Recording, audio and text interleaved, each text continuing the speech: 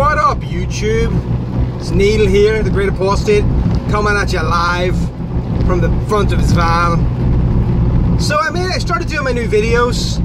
I wanted to do the first one on a fairly uncontroversial topic. Still got some downvotes though.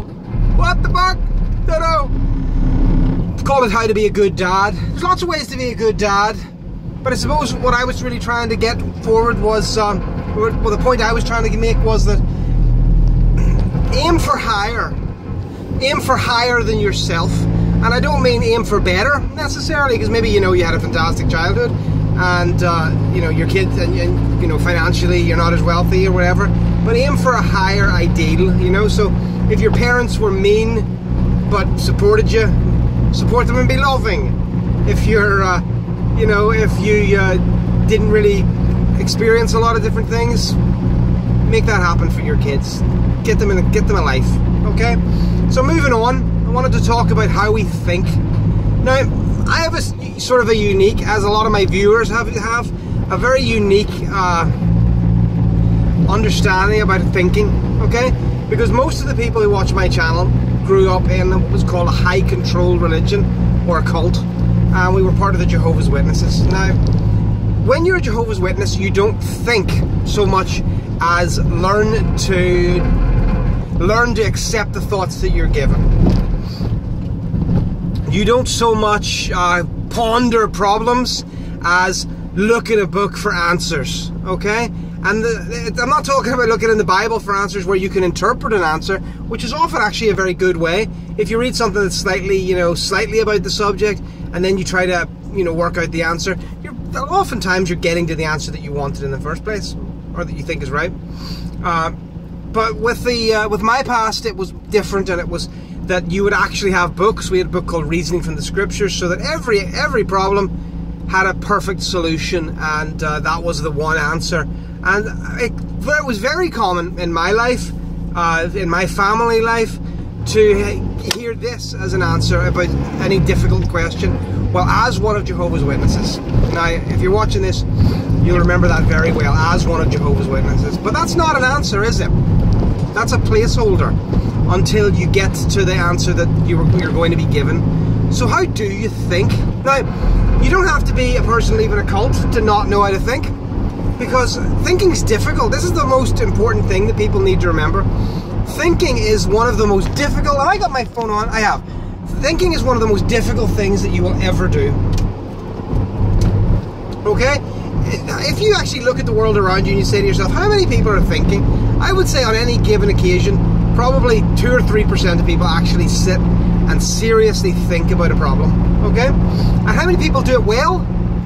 Far less. Now, I come at this from the angle of someone who doesn't think well a lot of the time.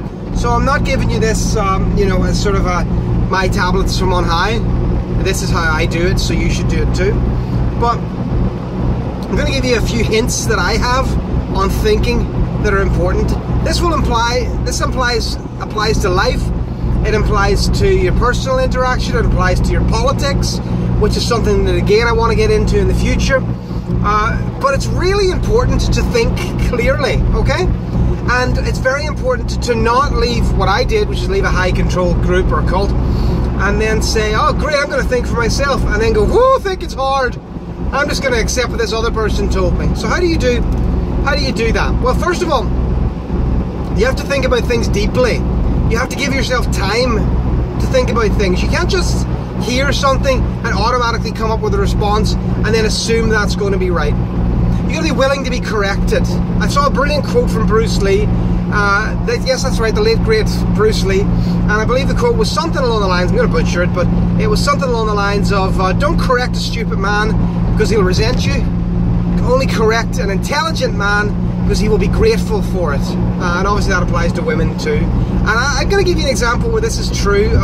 Recently, Facebook, I think, is a fantastic resource. It's great for my work, but it's also great for getting people together. But it's so bad for passing on lies, passing on false information. So a woman that I was Facebook friends with posted a picture of a child trying to get into America. It was in a cage and it was terrible, and the child was crying, and she said, when will the president fix this? He's a monster.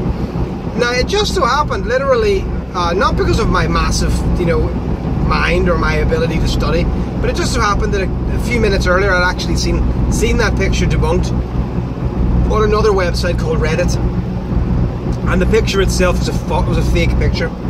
So I was able to be one of the first commenters, and I posted it and said, that's a fake picture. Now, if I post a fake picture, and I've done that before, and I was corrected and I said thank you and I removed it, that's what I'll do. I'll thank you and I'll remove it because I appreciate being corrected. But this lady then basically, what are you doing? You don't even live in my country. Why are you getting involved in politics? Well, it doesn't matter. Don't tell lies. Don't be angry when you're caught telling lies. It wasn't me that should make you angry. It's the person who made a lie that was designed to pull on your heartstrings so that you would spread it. Okay? So you've got to be very careful. You've got to be very careful with how you come to your truths, who you're listening to, what do you find trustworthy enough just to take it as a fact. So you take my videos, for instance, and I have 4,000 subscribers plus, and some people like me, and they say, well, if Neil says it, there must be a modicum of truth. Well, no, that's not acceptable. You have to be able to accept truth, even if it comes from someone you hate. Okay? If you sat down in 1930s Germany and discussed animal rights with Adolf Hitler, you would find very little to disagree with, because he was very, very modern on animal rights. Okay? It doesn't matter. The other aspects aside from that are relevant, but they're not relevant in that conversation. So you need to be able to listen to someone who you dislike, me for example, and say, okay, I'm going to debunk what he said, not what he thought, not what he thinks. Now, I've always said, and this is one of the things that has stood me in good stead in life, that you should, as a person, be intellectually capable of having an argument about any subject without losing your temper. It's so difficult, isn't it? So difficult. But and I really do mean any subject. You should be able to say to yourself, okay, so this guy says that, child marriage is fine. Oh, take a deep breath. Let's discuss it. No, it's not. Children can't give consent. You need consent to marry. Child marriage is not okay. Look, I did that without calling the person a fucking idiot. I'm now mature. My argument was better. And I honed it, and I learned to think. Okay? A couple of other things about thinking. As I've said, prepare to change your mind. Listen to whoever is giving the information, and don't hate them because of who they are. Very, very common in politics. The straw man, the attack the man. The straw man attacks, the very different logical fallacies. You've got the ad hominem attacks. Oh, what does Neil know? He's a bald bastard. I didn't help that. I can't change that fact. Okay? A couple of other things about thinking. Education. What do you know about the subject? There is no shame in just saying, I don't know enough about that. Okay? There are lots of things I don't know enough about. But at the same time, I don't let myself be bullied into supporting one view simply because it's the most vocal. I say, okay, I don't know enough about that. But if you are truly ignorant on a subject, what makes you think you can make a logical decision on it? It's silly. If a doctor, do you go to a doctor who's untrained but dogmatic? No, you go to an educated person who tells you what they think, and then you go, he's educated. I'm going to give that a go. Okay? Now, moving on to education. People, as I've said at the start of this, people are so bad at thinking we invented a way to get around it. Did you know that? We did. We invented something called science. Okay? Because science... Oh, I said okay. I noticed in all my other videos I say okay too much. So we invented science. Science is basically the art of not having to think again once you've thought the first time. Because it's repeatable. You can do the science again and again and again, and it gives you the same answer. And so you can just stop at some point and go, hey, listen, for the sake of argument, we're going to assume this is true. Phew, no more thinking, okay? So that's important. But what you do also have to think about is you have to understand that there are sneaky people in the world. There are dishonest people in the world. And what many of them will do is try to cloud your judgment by getting fake science. So I'm going to give you an example. I believe that there's quite a lot of fake science in the topic of global warming, and I regularly have arguments with people about that. I mean, even global warming used to be global warming. Now it's climate change. It switches and switches and switches. Okay? But I believe there's a lot of hype and a lot of fake science in that. But I'm not going to get into it here. I'll tell you where there definitely is fake science, so that there's no argument and no you won't fall out with me over that one issue. In the medical field, okay? So did you know that it's acceptable to do one study about a new drug and say, hey, that study was brilliant, it showed 60% of people were cured, and then the drug can then be sold on the basis of that? But it's also okay for that company to have done 20 other studies which showed that the evidence was completely against it, that it didn't work, and for the company to then hide those studies? That's okay? So, did the drug work? Did the drug not work? Well, clearly the drug didn't work, but now you've got a drug that doesn't work on your shelf.